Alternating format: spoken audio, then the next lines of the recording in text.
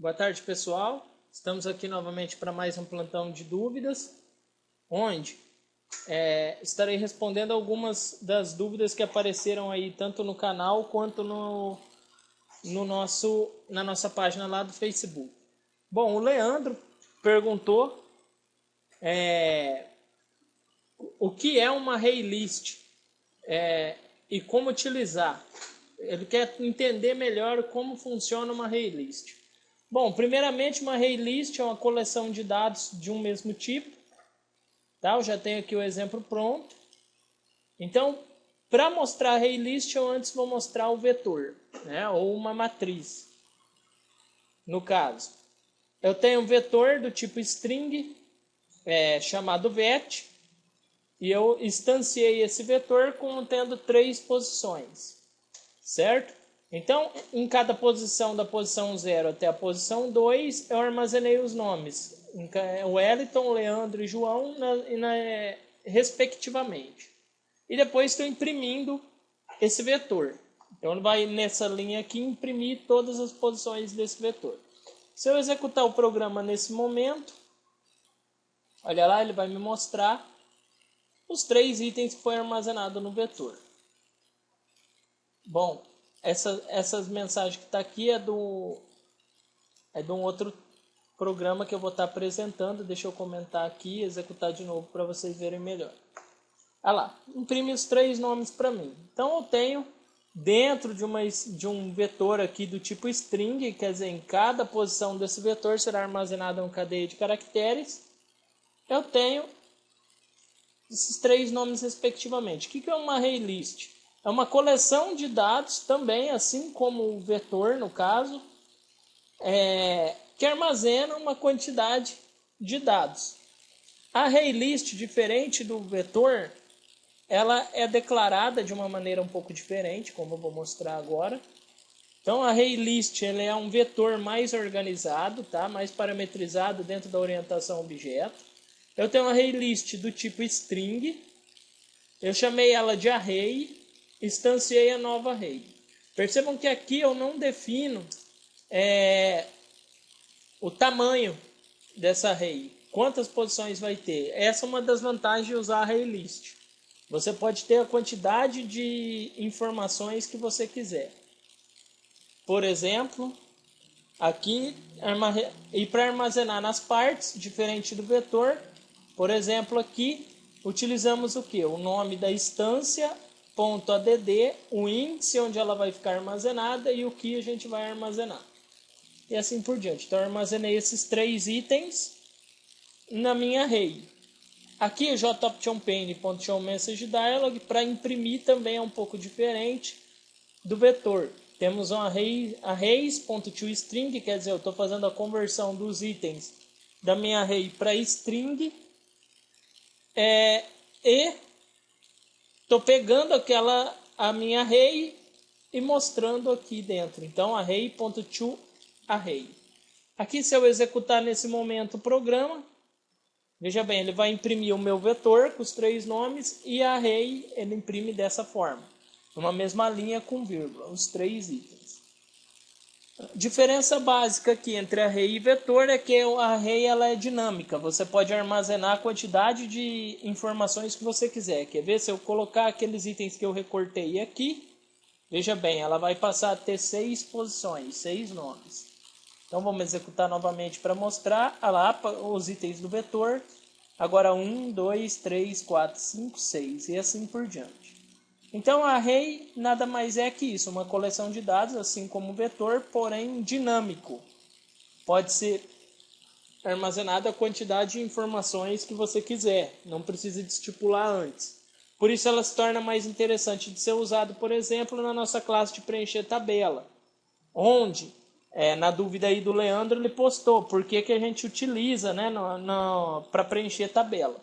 Bom, como a gente nunca sabe a quantidade de informações que a gente vai trazer do banco de dados para dentro da tabela, a array se torna perfeita para isso, porque ela não precisa de se estipular um tamanho para ela. Ela simplesmente pode alocar dinamicamente a quantidade de posições necessárias.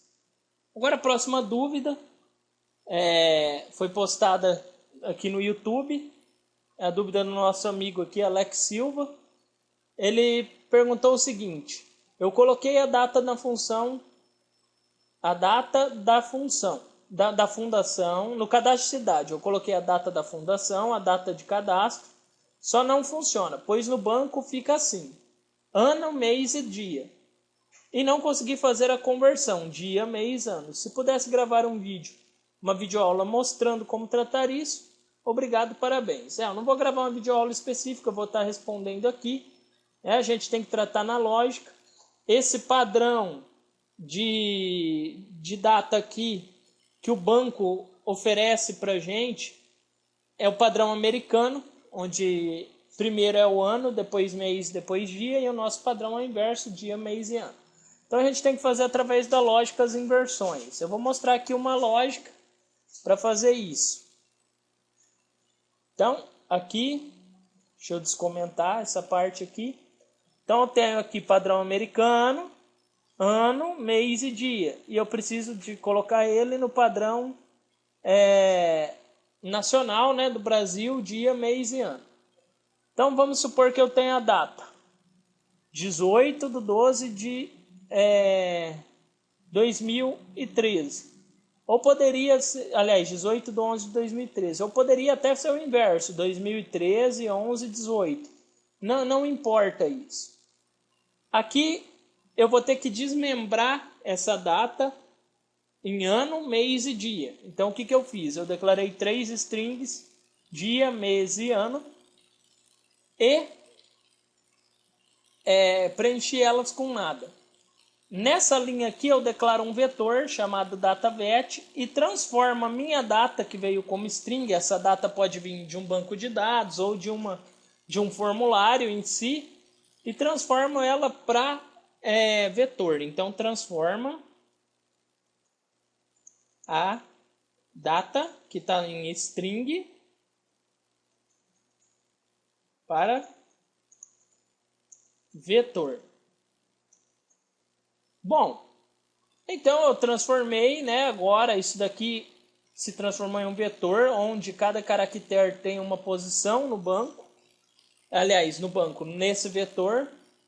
E aqui eu preciso de descobrir o tamanho, né, do meu vetor para mim saber como trabalhar. Bom, aqui eu já comentei, mas eu vou deixar de novo ativo para a gente saber qual que é o tamanho da minha string e aí assim por diante conseguir trabalhar. Então vou primeiro executar aqui para vocês verem o que acontece.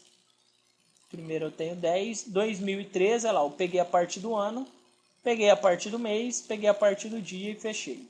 10, a primeira mensagem que aparece é o tamanho desse meu vetor, quer dizer que ele tem 10 caracteres, 2, 3, 4, 5, 6, 7, 8, 9, 10. Certo? Então agora que eu sei o tamanho desse vetor, vou comentar aqui, eu vou trabalhar com as posições deles. Lembre que o vetor armazena da posição 0 para frente. Então, apesar da minha string ter tamanho 10, eu vou ter que começar a contar do 0. Então, a última posição desse meu vetor não vai ser o 10, e sim o 9. Dessa forma, os meus 4 últimos caracteres, vamos supor que o 3 aqui está no 9. Então, é 9, 8, 7 e 6. É a maneira como eu fiz. Eu fiz uma concatenação aqui.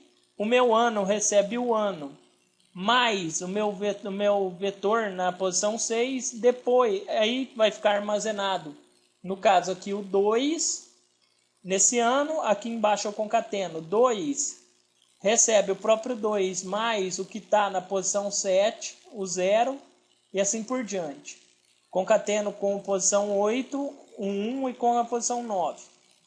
Depois disso, eu imprimi o ano, eu vou ter 2013. Da mesma forma, aqui o mês.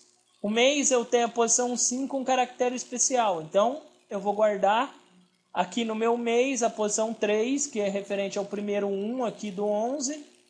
E depois concateno a posição 4, que é referente ao segundo 1. Pronto, peguei o mês. Da mesma forma, na posição 3, aliás, na posição 2 eu tenho caractere especial. Aí para mim pegar o dia, mesma coisa, eu vou pegar a posição 0, depois a posição 1 e concatenar com a variável dia. Dessa forma eu consigo imprimir o dia, ano, mês e dia. Assim eu tenho isso daqui, deixa eu executar novamente, ó, 2013, 11 e 18. Assim eu tenho isso daqui tá desmembrado. Aí eu posso inserir no banco na ordem que eu quiser.